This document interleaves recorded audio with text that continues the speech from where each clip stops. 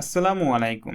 আজকের ভিডিওতে আপনি জানতে পারবেন দেশি গমকে কিভাবে পরিষ্কার করলে এটির মধ্যে সবথেকে নিরাপদ এবং সর্বোচ্চ পুষ্টি উপাদান ধরে রাখা যায়। কৃষকরা জমি থেকে গম কেটে যখন মাড়াই করে তখন গমের সাথে বিভিন্ন ধরনের শুকনো খড়, আগাছা, মাটি এবং ধুলাবালি মিশে যায়। তারপর এই গমগুলোই তাদের বাড়ি এনে যখন রোদে শুকাতে দেয় তখন বাহিরের পরিবেশ থেকে আরো ধুলাবালি যুক্ত হতে থাকে। এছাড়াও রোদ্রে শুকানোর সময় পশু পাখি হেঁটে যায় বা অপরিষ্কার পা দিয়েও অনেকে নেড়ে থাকে। এমন অনেক অনেক কারণেই গমের সাথে ময়লা আবর্জনা যুক্ত হতেই থাকে। কিন্তু যখন আমরা এগুলা পরিষ্কারের পদক্ষেপ নেই ঠিক তখনই আমরা সবথেকে বড় ভুল করি।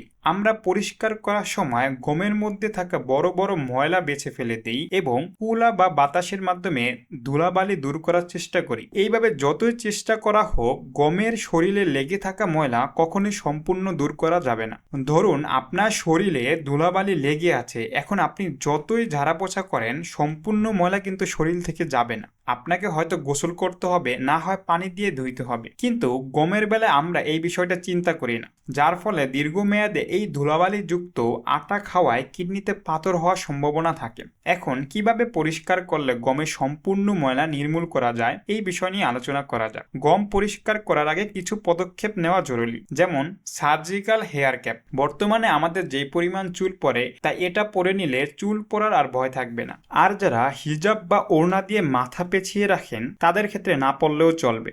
আর যাদের ধুলাবালিতে অ্যালার্জি আছে তারা হ্যান্ড গ্লাভস পরে নিতে পারেন, কারণ গমের মধ্যে যেই পরিমাণ ময়লা ধুলাবালি থাকে এটা আপনি যদি খালি হাতে ধরেন তাহলে আপনার অ্যালার্জি জনিত সমস্যা হতে পারে। তারপরে আপনি সর্বপ্রথম একটি বড় পাত্রে পরিষ্কার পানি নিয়ে সম্পূর্ণ গম ঢেলে দিবেন। ঢেলে দেওয়ার পরে এখন গমগুলোকে ভালো করে ডলে ডলে পরিষ্কার করতে হবে। দেখবেন গমের সাথে যে শুকনা ময়লাগুলো আছে তা উপরে ভেসে উঠবে, আর ভারী যে ময়লাগুলো ছিল যেমন মাটি বা ধুলাবালি এগুলো নিচে জমা হয়ে যাবে।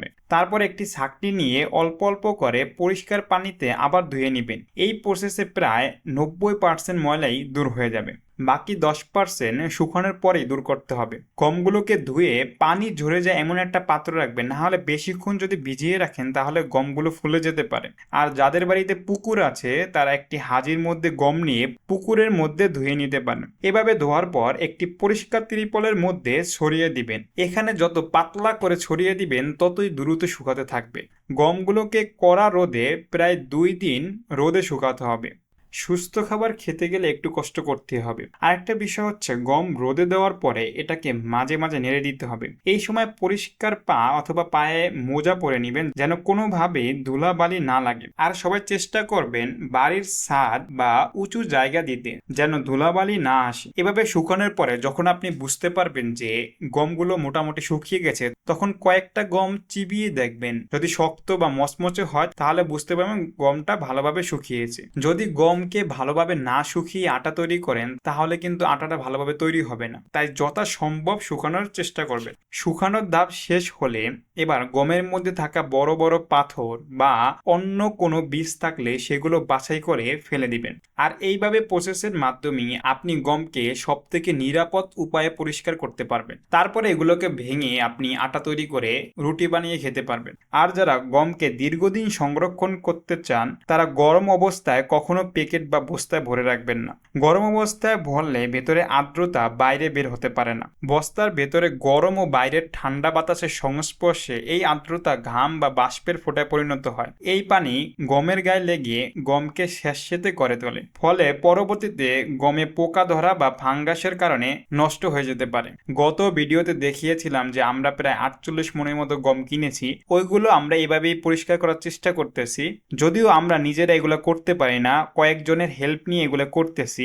যেহেতু আপনাদের বাসা বাড়িতে খাওয়ার জন্য অল্প পরিমাণে আটা প্রয়োজন, তাই আপনারা বাইরে থেকে না কিনে এভাবে পরিষ্কার করে নিজেরাই সুস্থ আটা তৈরি করে খেতে পারেন। আজকের মতো এই পর্যন্তই। সবাই ভালো থাকবেন, সুস্থ থাকবেন। আল্লাহ হাফেজ।